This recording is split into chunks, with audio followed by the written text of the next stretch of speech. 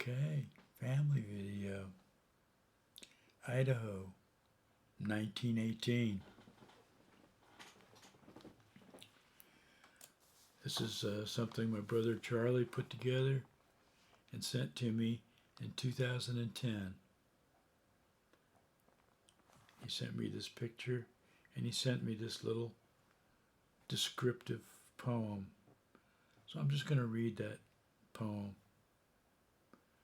and then I'll have a few comments at the end of that. Of course I will. This Old Sepia Photo is how it's titled.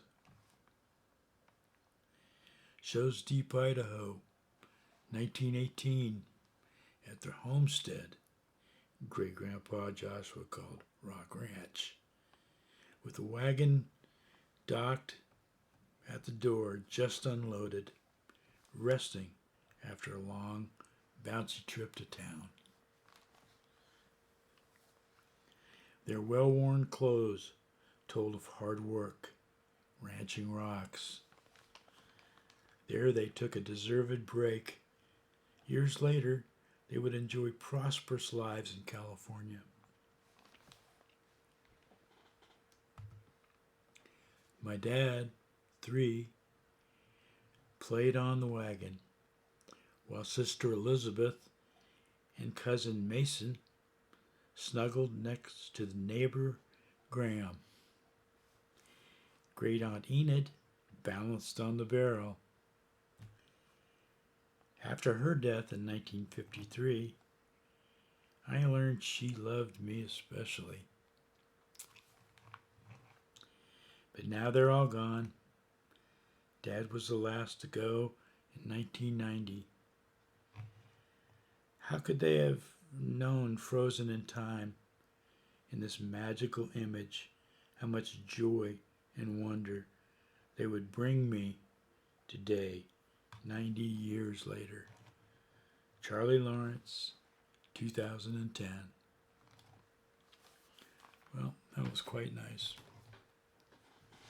Of course, now it's 13 years later, so this photo is 103 years old. Pretty amazing. So there's my little 3-year-old father playing on the wheels there of the wagon, and it looks like Aunt Elizabeth, who I knew, and who I really liked. Never mind. And Cousin Morgan looks like they're having a blast just checking out Reeser fooling around on the wagon wheels, while the other 3 adults are kind of smiling at the camera. What you should be doing, I suppose. Excuse me.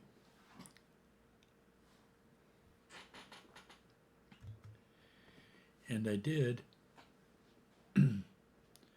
notice that, it looks like Great Aunt Enid is kind of putting that foot out there, going, hey, look at my pretty fancy lace-up boots I got going here. I think she's showing them. I think she's showing them off. That was probably a big deal, And I started looking at all the shoes. Elizabeth looks like she's got a pretty decent pair of shoes on. Can't tell what old Reeser's doing. He's just up there playing around. And poor old Cousin Morgan doesn't look like he's got any shoes. And Mr. Hanson, well, it could be dusty. I think that's a lot of this is dusty. So I would say middle of Idaho. Idaho is a harsh place for 5 or 6 months out of the year. In my mind, I don't know, maybe not. I believe they were up in the Snake River Valley near Idaho Falls, or Idaho Falls being the, where they would go to go shopping on a buckboard.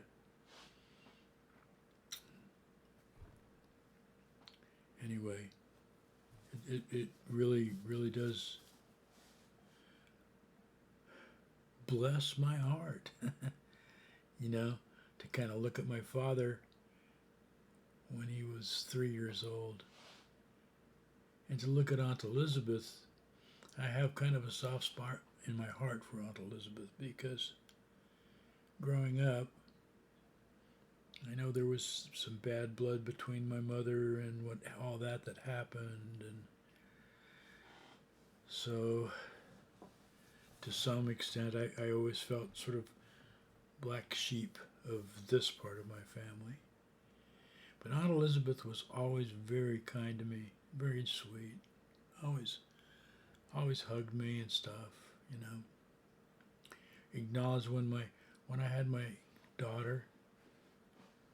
She was, I think my father, who was getting pretty ill at the time, made an effort to calm me. But Aunt Elizabeth sent me a little teddy bear thing called Binky that she had given exactly the same one to Freya, her daughter, who's Freya I haven't seen now in a while, probably about 10 years. I did see her on a little trip I took to Santa Cruz for a few minutes. That's Aunt Elizabeth's daughter. And we still don't know who the lady is in the doorway. But it would be something if that was Edna, but I don't know. The other thing I thought would be kind of fun would be to, this is 1918. This is the summer of 1918, I would think. Or let's say sometime between middle of spring and the middle of fall. Nobody's really bundled up, So I'm thinking Idaho, probably, let's just say in warmer weather. Middle of Idaho, middle of summer, middle of the year, however you want to say it. Woodrow Wilson was the president. The Spanish flu, first wave, was raging through the world. Second wave was coming up. First wave had already happened in the winter, the winter of 1918. And the second wave was coming this fall. So that's going on. World War I is coming to an end. It's been raging for 4 years. It's the amnesty for World War I was signed in 11/11/1918, and this flu that was going on then, the Spanish flu they called it, but nobody really knows, at this point in time, was the largest, flu epidemic on the planet. And some estimates, whatever, they didn't keep track of it like they do now. So that's going on.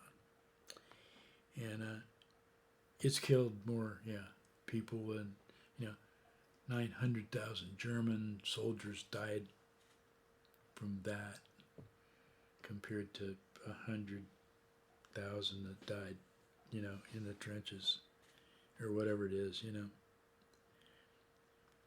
This is another thing I thought that was pretty interesting, is the Russian Revolution. The Bolsheviks win. Ukraine declares independence from Russia. Russia invades Ukraine.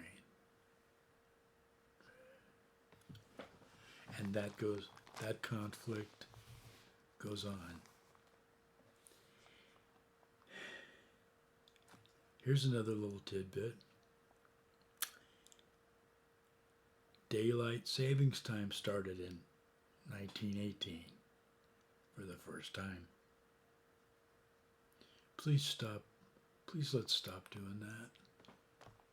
It's so aggravating.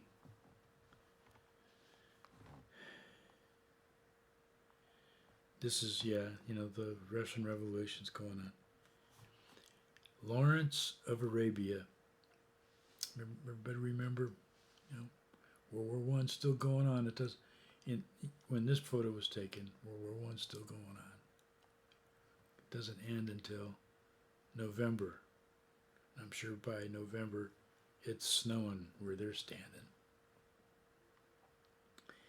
Anyway, Lawrence of Arabia and the Arab armies take Damascus this year, which is the end of the Ottoman Empire, which ruled the Middle East for 800 years. The Ottoman Turks out of Constantinople.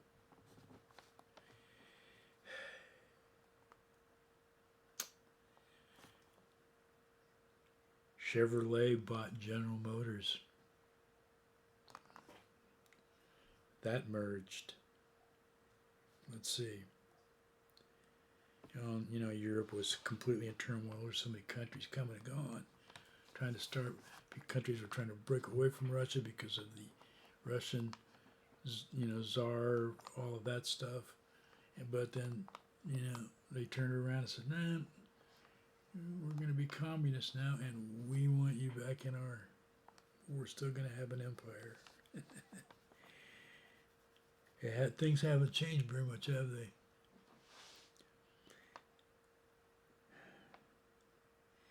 And just one other tidbit. There were so many things that happened, and so many parallels to what's happening right now.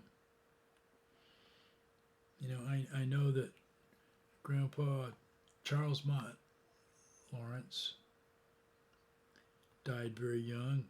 He was only 30, in his 30s. And I think he died after they moved down to Oakland. But I'm not sure on a lot of this history. If anybody knows it, talk to Charlie. Tell him to tell me. But the other thing that happened, the last military conflict between the American military and the tribal people of North America, or the tribal people in the United States territory. And that was between 30 Yaqui Indians down on the Arizona border in a place called the Valley of the Bears, or Bear Valley. And there was a regiment of 30 mounted buffalo soldiers. So after the battle was over, they took them back to the camp, kind of like prisoners, and they had places to stay, and they ended up just working at the camp, keeping the camp clean. Some of them wanted to become soldiers, but they had to go through all this stuff first. So they all some of them became friends with the buffalo soldiers. So anyway, very interesting. It's a beautiful picture. I'm going to get out of the way and let anybody who wants to look at it just for a second. And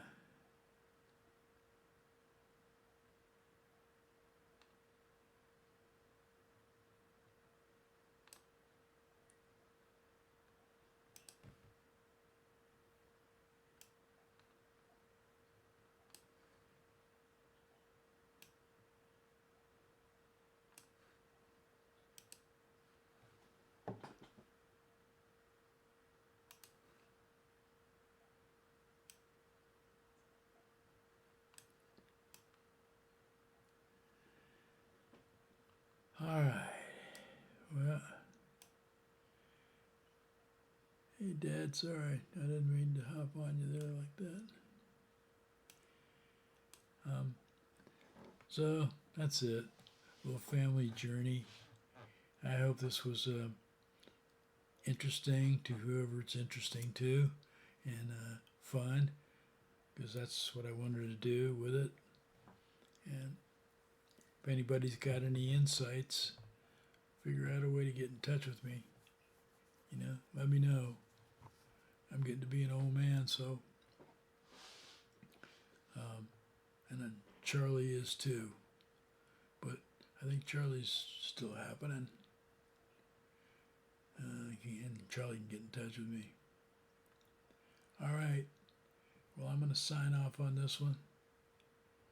And adios and buenos dias, buenos noches, and to all my ancestors.